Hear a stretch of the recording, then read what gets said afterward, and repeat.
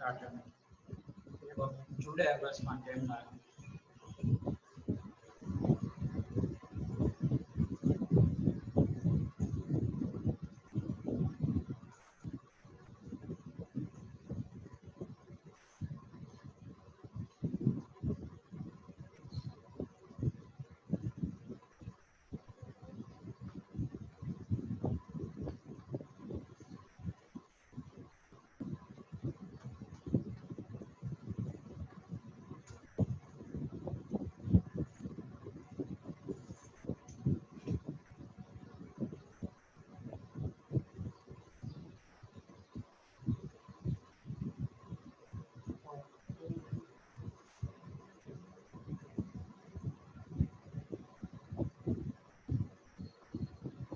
आवाज पहुंच रही है सब तक? हाथ खड़ा करके प्रतिक्रिया दे दीजिए। अगर सब तक मेरी आवाज पहुंच रही है तो हाथ खड़ा करके प्रतिक्रिया दे दीजिए। अच्छा, ठीक है। और दिखाई दे रहा है अच्छे प्रकार से?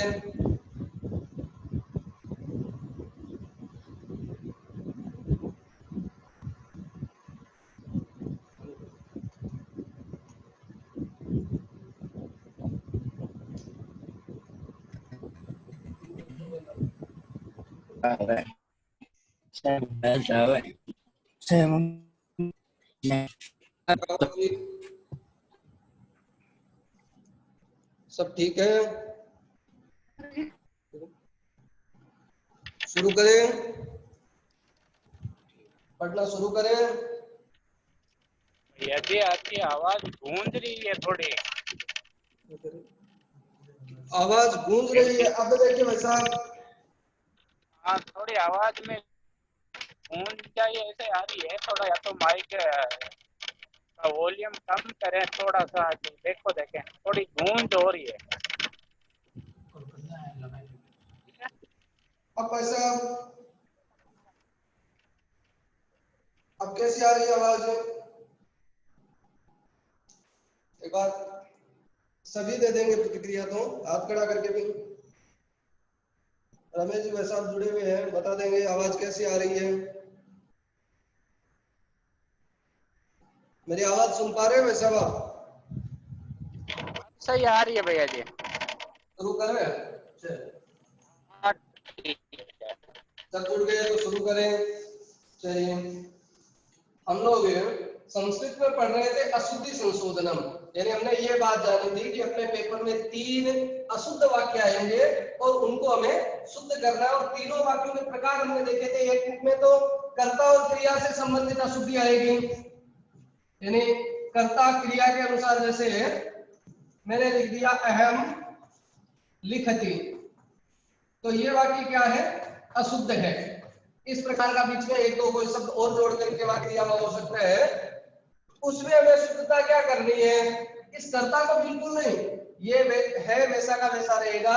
ये जो लिखती क्रिया है इसको हमें इस कर्ता के अनुसार लिखा भी करना है। पहली बात हमने ये सीखी, एक सारणी भी बनाई थी, नो जो कर्ता रूप है उनकी और नो क्रिया रूप की। पहला प्रकार ये। दूसरा प्रकार हमने शुरू किया था, उसमें हमने विशेषण विशेष से संबंधी, विशेषण विशेष से संबंधी अशुद्धि, विशेषण विशेष से संबंधी अशुद्धि शुरू की थी। और उसमें हमने पढ़ा था, सबसे पहले हमने उसमें बात की थी कि विशेषण क्या होता है, विशेष से क्या होता है। तो बड़े सरल शब्दों में हमें याद रखना है, परिभाषाएं रखने की बजाय सीधा सा हमने वाक्य से समझा था कि जो विशेषता बताने वाला शब्द होता है, जो शब्द विशेषता बताता है वो होता है विशेषण, और जिसकी विशेषता बताई जाती है वो होता है विशेष्य। जैसे मैं लिखूं यहां पर है काला पंखा। काला पंखा मैंने अगर लिखा तो ये पंखा शब्द क्या है? एक संज्ञा शब्द है, लेकिन इसकी विशेषता बताई जा रही है कि ये कैसा है? काला है। तो ये काला जो विशेषण है, क्योंकि विशेषता बताने वाला शब्द क्या है? काला, और पंखा क्या है? विशेष्य। ठीक है, यहाँ तक हमने बात की थी। उसके बाद में हमने एक नियम और लिख लिया, इसमें एक बात और लिख ली थी कि संस्कृत के अंदर हमने दो बात पढ़ी, एक तो विशेषण होता है, एक विशेष्य होता है। विशेष्य का जो लिंग विभक्ति वचन, संस्कृत में जो शब्द होता है तीन लिंग होते हैं, पुल्लिंग, स्त्रीलिंग और नपुंसकलिंग। तो तीनों में से जिस लिंग का विशेष्य होगा, अथवा विभक्तियां भी होती है, 7 विभक्तियां होती है, 3 वचन होते हैं, तो उनमें से हमें विशेष्य का निर्धारित करना है कि ये पुल्लिंग, स्त्रीलिंग, नपुंसकलिंग अथवा नपुंसकलिंग तीनों में से कौन सा है। उसके बाद में उसके अंदर विभक्ति कौन सी है, वचन कौन सा है, इसका जो लिंग विभक्ति वचन होगा वही विशेषण का लिंग विभक्ति वचन होगा। इतनी बात सबके समझ में आई होगी, इतनी हमने पिछली कक्षा तक पढ़ ली थी। ठीक है, आप इसको आवाज कम कर दीजिए, बाहर में कर दीजिए। चलिए अब आगे इसमें हमने जो लिखा था उसके कुछ उदाहरण लिख के अब हमें ये ध्यान रखना है सबसे पहले भाई, जैसे मैंने तत् शब्द लिखा, तत् का मतलब क्या होता है, वह। तत् का मतलब होता है वह।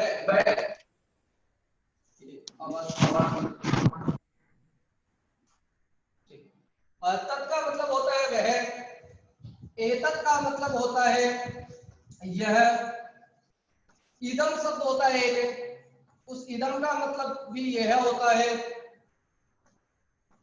ठीक है, इन शब्दों में क्या होता है, तत् शब्द के जब हम रूप पढ़ते तो तीनों लिंगों में होते हैं, पुल्लिंग में भी होते हैं, स्त्रीलिंग में भी होते हैं, नपुंसकलिंग में भी होते हैं, इसके भी तीनों लिंगों में होते हैं। तो ये सब क्या, जब ये वैसे तो सर्वनाम शब्द है, तत्, एतत्, किम आदि ये सारे सर्वनाम शब्द है, लेकिन हमें हिंदी में सर्वनाम पढ़ते हैं, सॉरी विशेषण पढ़ते हैं, सार्वनामिक विशेषण, यानी जब ये संज्ञा के साथ प्रयोग हो जाए। जैसे मैं लिखूं यह बालक है, यह बालक है, तो भाई मैंने तो बालक का बताया है, यह मैं किसी और को थोड़ी बता रहा हूं, इसी बालक की, ये एक सर्वनाम है, यह एक सर्वनाम है, लेकिन इस बालक संज्ञा, सर्वनाम कहां प्रयुक्त होता है, संज्ञा के स्थान पर, संज्ञा के स्थान पर। ठीक है, लेकिन संज्ञा के साथ में अगर प्रयुक्त हो जाता है तो वो क्या होता है, विशेषण होता है। अगर ये विशेषण है तो हमें जो लिंग विभक्ति वचन ये बालक का होगा, वही लिंग विभक्ति वचन इसे यह का होगा। ठीक है, अब कुछ उदाहरण देखते हैं, इसके वाक्य लिख रहा हूं मैं। ये तत्व वाले मैंने शब्द कुछ नहीं लिखवाए, क्योंकि ये शब्द रूप हम 9वीं कक्षा में पढ़ चुके हैं, शब्द रूपों की पूरी श्रृंखला शब्द रूप और धातु रूपों की अपने 9वीं कक्षा में है। जैसे इसके साथ में सामान्य विशेषण जो होता है, जैसे मैं इधर अशुद्ध वाक्य लिखता हूं, एष है बालिका गच्छति,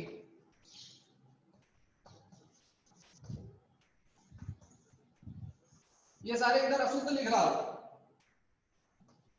सह मम भगिनी अस्ति,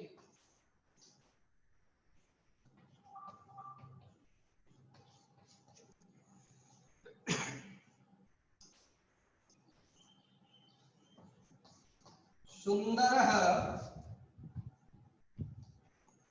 फलम अस्ति,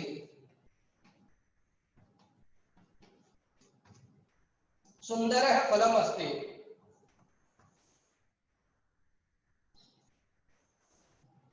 लघु बालक, लघु बालकः अस्ति।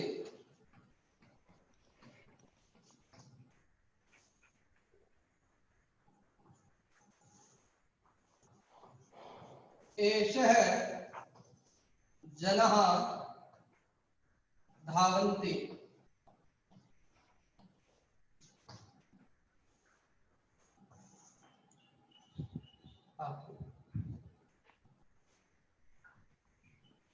शहर मम पुस्तकम अस्ति। शहर मम पुस्तकम अस्ति। यह मैंने इस तरफ कुछ वाक्य लिखे। अब इन वाक्यों में देखेंगे तो एष बालिका, एष बालिका, और एक विशेष रूप से यही बता देता हूं आपको, बात नीचे लिखवा दूंगा। विशेषण और विशेषण में भिन्नता होने पर हमने बात क्या लिखी, विशेषण और विशेषण एक जैसा होना चाहिए, एक लिंग विभक्ति वचन होना चाहिए। लेकिन अगर इनमें बदलाव है, जैसे बालिका स्त्रीलिंग है, ये पुल्लिंग है, तो हमें परिवर्तन किसमें, इसमें परिवर्तन करके भी हम वाक्य को सही कर सकते हैं और इसमें परिवर्तन करके भी हम वाक्य को सही कर सकते हैं। लेकिन हमें याद रखना है, हमेशा परिवर्तन किसमें करना है, विशेषण में करना है। हमेशा विशेषण में परिवर्तन करना है, विशेषण में कभी परिवर्तन नहीं करना है।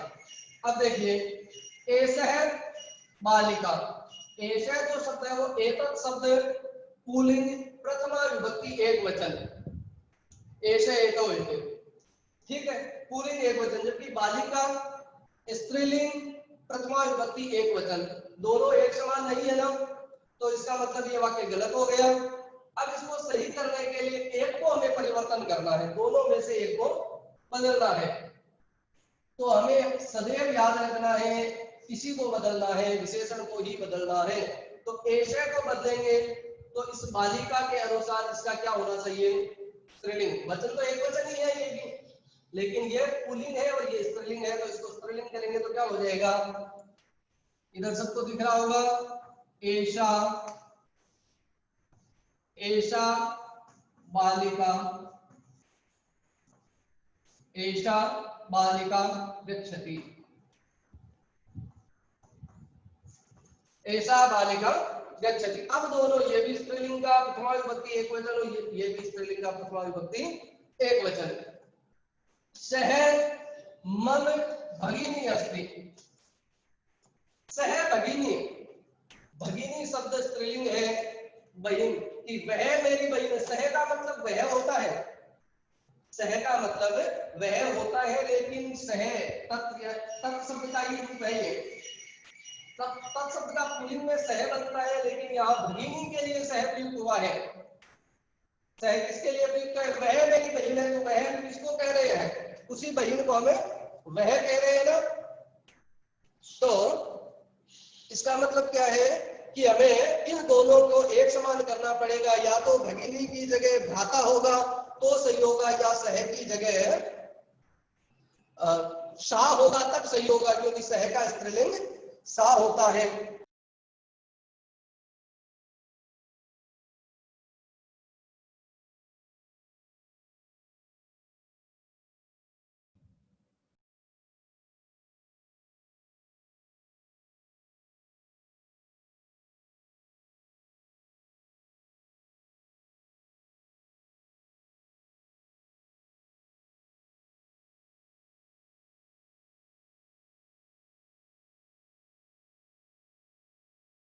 तो भगिनी तो सा, ये परीक्षा में आया हुआ वाक्य है, इसमें एक साथ नहीं दे रखा है। जैसे इसमें एषः और बालिका ये एक साथ है, तब हमें पता चल जाता है, लेकिन इसमें बीच में मम आ गया, लेकिन बात तो वही है, सह किसके लिए है, भगिनी के लिए तो आया है, परीक्षा में आया हुआ वाक्य है। तो सह मम भगिनी की जगह क्या हो जाएगा, सा मम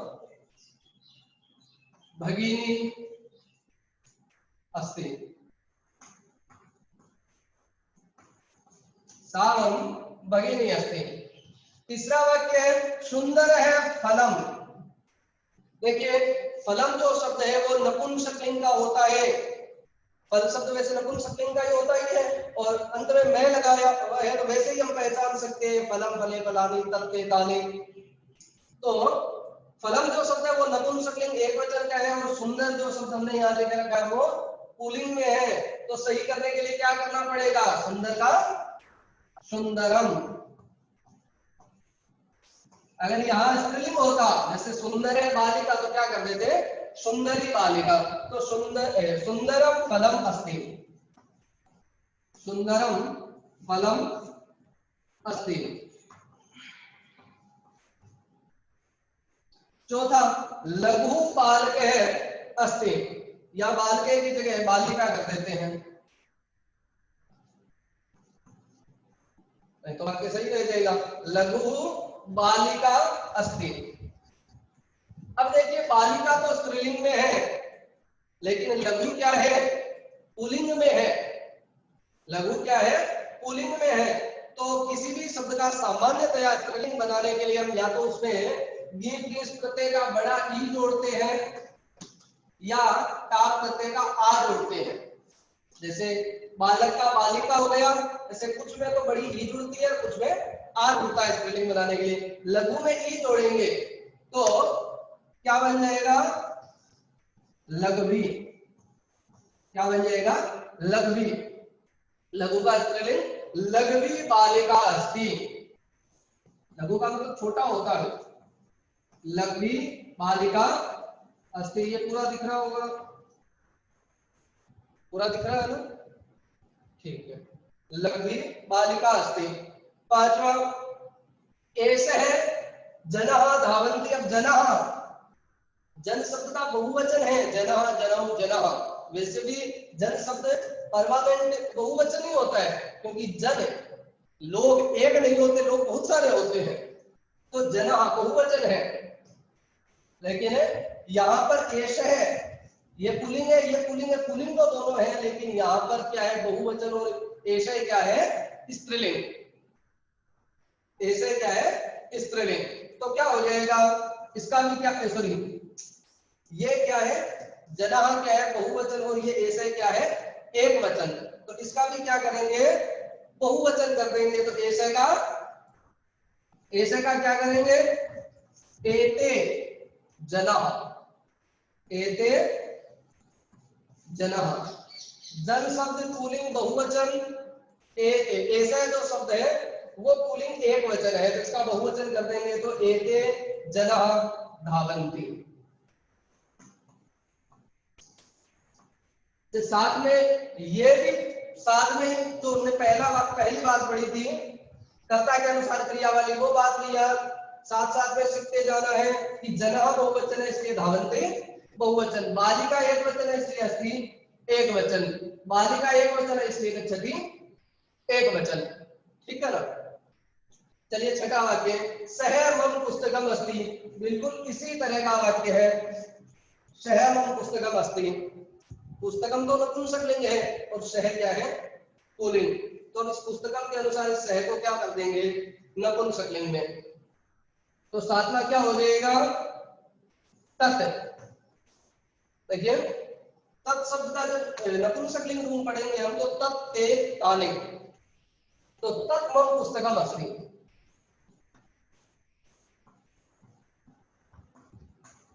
तत् मम पुस्तकम अस्ति।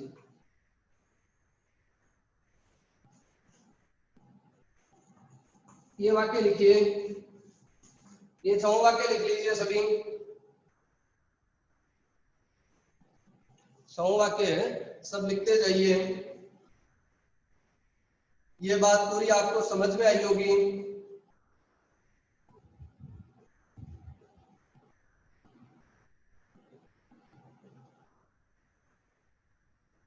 आप जब कैमरे बंद रखते हैं अपने, तो पता नहीं चलता है कि कौन लिख रहा है और किसने लिख लिए अब तक। तो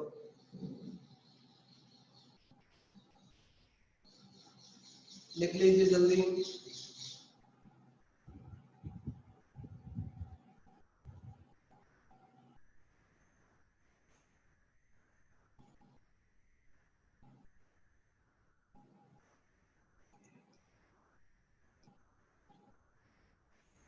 लिख लिए, एक बार हाथ खड़े कर लीजिए जिन्होंने लिख लिए। लिख लिए। अभी कुछ लिख रहे हैं, हैप्पी लिख रही है, भावना लिख रही है, लिख लीजिए, कोई बात नहीं।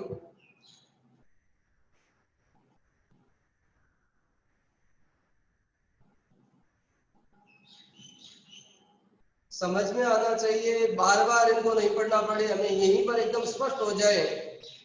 शब्द रूप अपने याद चाहिए, क्योंकि ये 9वीं कक्षा का विशेष विषय रहा है। 9वीं कक्षा में पूरे शब्द रूप थे।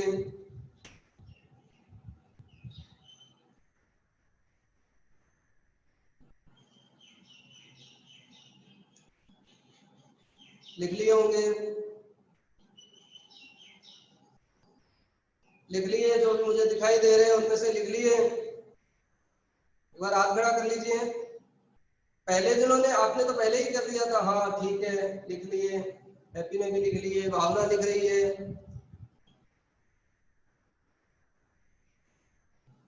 चलिए आगे चले।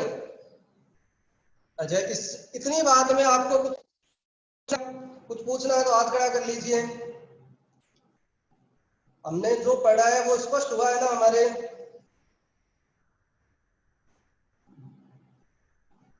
चलिए कोई बात नहीं, आगे थोड़ा सा 1-2 वाक्य और देख रहे हैं जो अपने। चलिए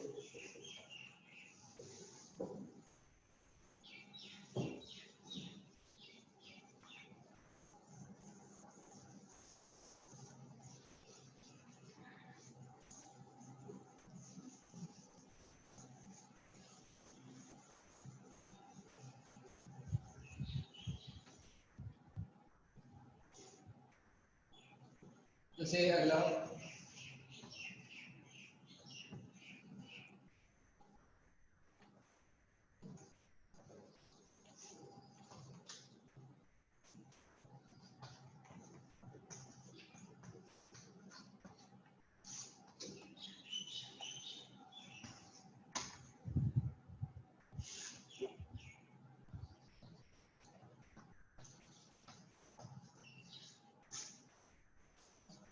ये वाक्य आपकी पुस्तक का है।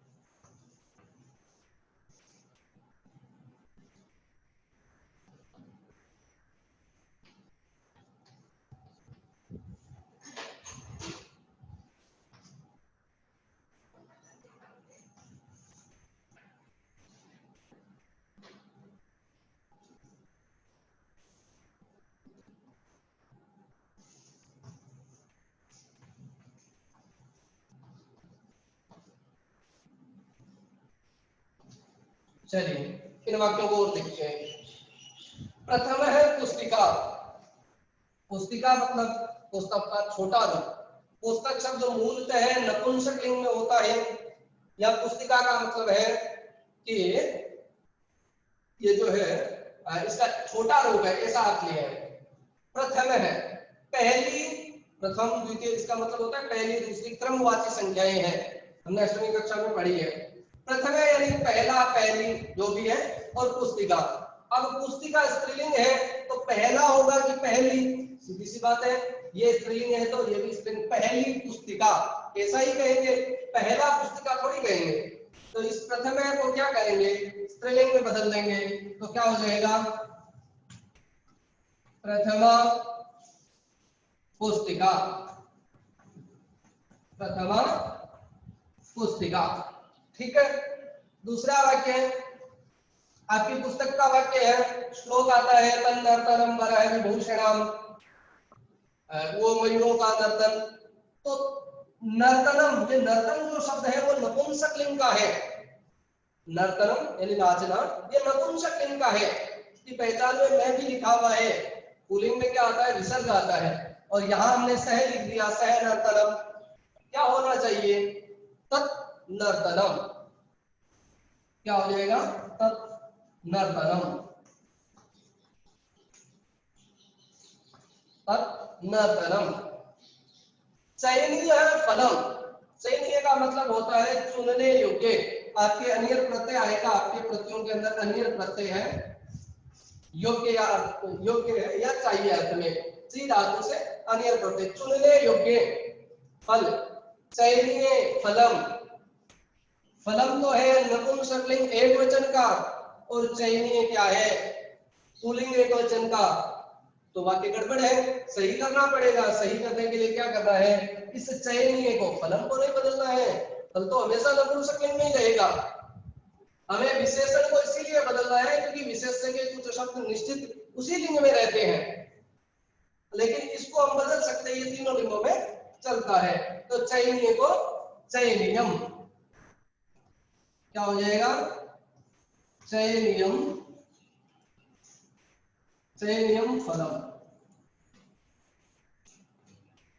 चलिए चौथा अगला, सॉरी उधर क्रम जो है वो मैंने शुरू से लगा दिया, 7 8 9, ये चलिए 10वां वाक्य।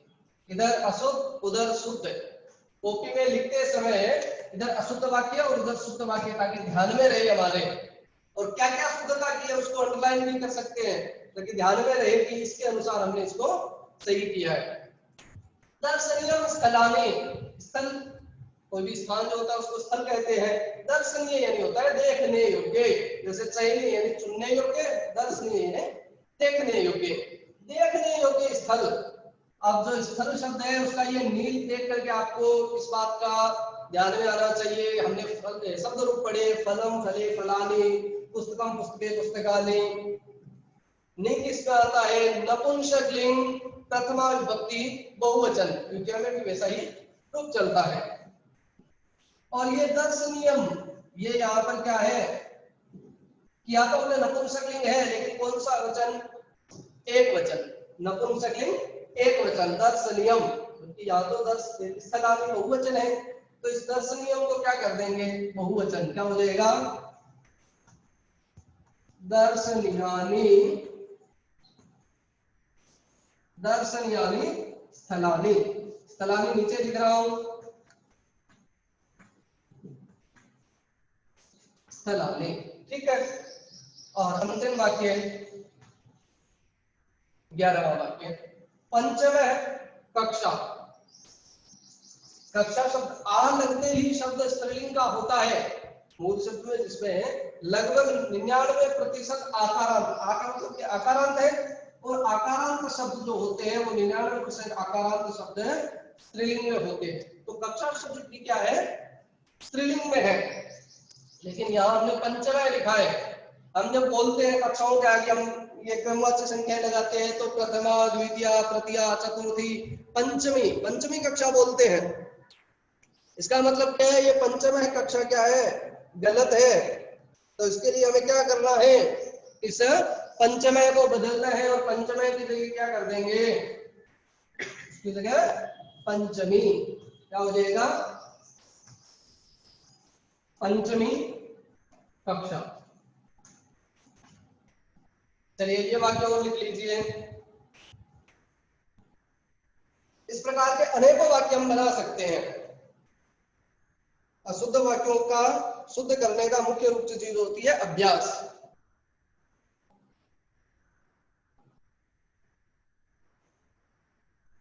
लिख लीजिए आप ये वाक्य,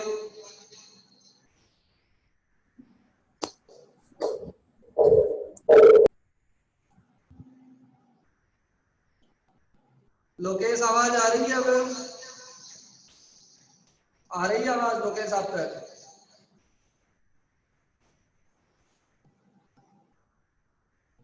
थोड़ा सा ध्यान करें आपके, ठीक है।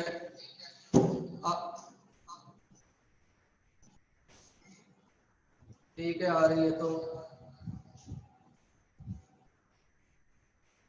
चलिए आगे बढ़े।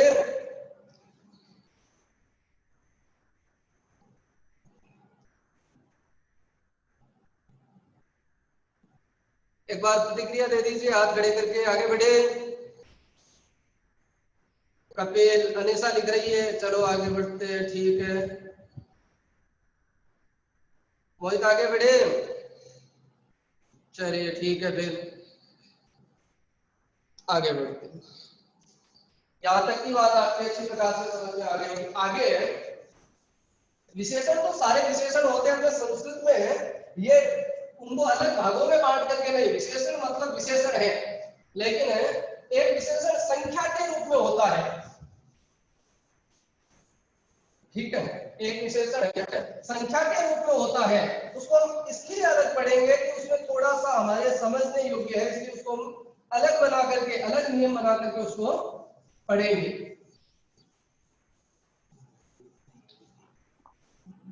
तो इस विशेषण विशेष से संबंधी में दूसरा ये लगा लीजिए आप, संख्यावाची, संख्यावाची विशेषण, संख्यावाची विशेषण, संख्याओं को हमें अलग पढ़ेंगे।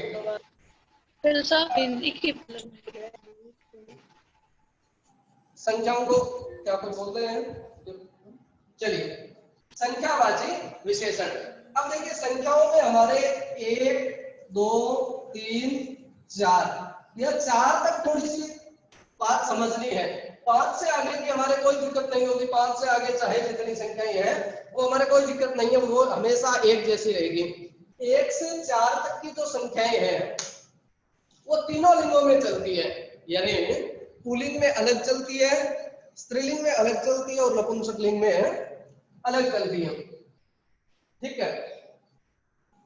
लेकिन इसमें एक बात ये ध्यान रखना, अब एक संख्या किसमें होती है सदैव, एक वचन में, ये तो बड़ी सामान्य सी बात है, क्योंकि एक वचन किसको कहते हैं हम, जिसमें एक होता है, तो एक संख्या सदैव किसमें होती है, एक वचन में। दो संख्या सदैव किसमें होगी, द्विवचन में, दो संख्या सदैव किसमें होगी, द्विवचन में। और दो से अधिक जो भी होते हैं उसको हम किसमें मानते हैं, बहुवचन में। यानी 4 संख्या आप कहे तो फिर कभी भी एक वचन नहीं हो सकता, 4 लोग जा रहे हैं, 4 लोग जा रहा है नहीं होता है कभी भी, यानी 4 कभी भी एक वचन में नहीं हो सकता, 3 कभी भी एक वचन में नहीं हो सकता, एक वचन क्या, एक वचन और द्विवचन दोनों में नहीं हो सकते, केवल किसमें हो सकते हैं, बहुवचन। और 2 किसमें हो सकते हैं, खाली द्विवचन में, और एक खाली एक वचन में। ये वचन की तो हमारी कोई दिक्कत है नहीं है, इसमें वचन संबंधी तो कोई दिक्कत है नहीं है, लेकिन लिंग संबंधी दिक्कत है, क्योंकि लिंग तो एक का भी तीनों लिंग होते हैं, एक वचन, द्विवचन और बहुवचन, 2 के भी तीनों लिंग होते हैं और 3 के भी और 4 के भी। तो लिंग के लिए हम ये लिख लेंगे, जैसे है पुल्लिंग, स्त्रीलिंग और नपुंसक, ठीक है। अब पुल्लिंग में एक को लिखेंगे तो क्या लिखेंगे, एक है, क्या लिखेंगे, एक है, पुल्लिंग हमेशा एक का एक है होगा। जबकि इसी को स्त्रीलिंग में, स्त्रीलिंग के लिए मैंने क्या बताया, या तो आ जुड़ेगा या बड़ी की मात्रा, तो इसमें आ जोड़ेंगे तो क्या हो जाएगा, एक। और नपुंसक लिंग में सदैव में होता ही है, तो क्या हो जाएगा, एक। एक है पुल्लिंग, यदि एक बालक जा रहा है तो हम कहेंगे एक है बालक है गच्छति, एक बालिका जा रही है तो हम ये कहेंगे एका बालिका गच्छति, और एक कोई फल पड़ा है तो हम कहेंगे एकम फलम अस्ति, ठीक है। ये नहीं कहेंगे एक है एका बालिका गच्छन्ति, क्योंकि एक मतलब एक वचन में ही प्रयोग होगा। अगला 2 संख्या विशेष, इसको क्या कहेंगे पुल्लिंग में, द्वौ, पुल्लिंग में क्या कहेंगे, द्वौ। स्त्रीलिंग में क्या कहेंगे, द्वे। आपको ध्यान रखना है कि ये जो है स्त्रीलिंग, स्त्रीलिंग का द्विवचन जो होता है वो, और नपुंसक लिंग का, दोनों एक समान होते हैं। जैसे फलम फले फलानी और रमा रमे रमा, स्त्रीलिंग और नपुंसक लिंग का द्विवचन एक समान होता है, ठीक है। तो द्वौ स्त्रीलिंग में द्वे और नपुंसकलिंग में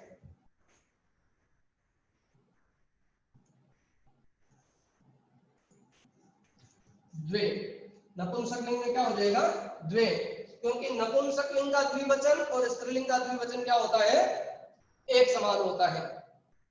इसलिए स्त्रीलिंग में भी द्विवचन में द्वे और नपुंसकलिंग के द्विवचन में भी द्वे। आगे 3 का त्रयः, क्या हो जाएगा? त्रयः। स्त्रीलिंग में तीसरा, तीसरा, यह स के नीचे रे है, ठीक है, और नीचे जो रहता है वो क्या होता है? हमेशा पूरा होता है, से आधा है, रे पूरा है, तीसरा। और नपुंसकलिंग में क्या हो जाएगा?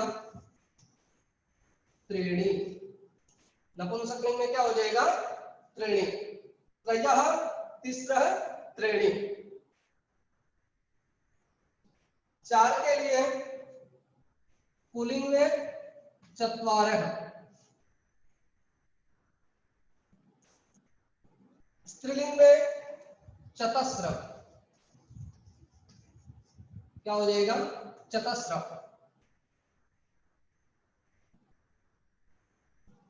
और नपुंसकलिंग में चत्वारि। आपके ये हो सकता है कि भाई इसमें ई लगा हुआ है, इसमें भी ई लगा हुआ है। अभी तो आपने बताया कि बड़े ई की मात्रा जो होती है स्त्रीलिंग बना देती है।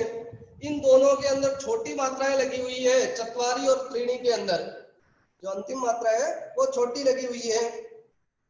तो एक को, और आगे जो 5 है, मैंने कहा था 4 तक अपने दिक्कत होगी, 5 जो है 5 में कोई दिक्कत नहीं होने वाली है। 5 में हम इस पुल्लिंग लिखना है तो भी पंच लिखेंगे, स्त्रीलिंग लिखना है तो भी क्या लिखेंगे? पंच लिखेंगे, और नपुंसकलिंग लिखना है तो भी पंच लिखेंगे। आ रही है बात समझ में?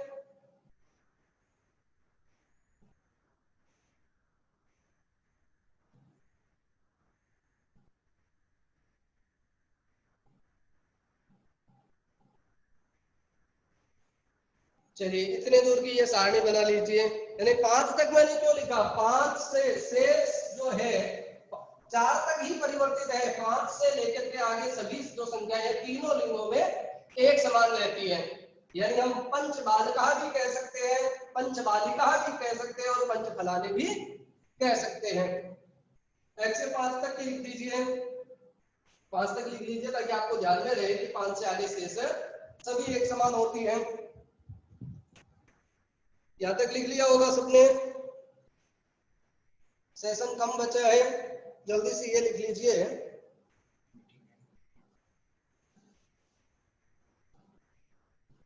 चलिए यहां तक लिखने में कोई दिक्कत नहीं होगी, ये लिख लीजिए जल्दी से आप।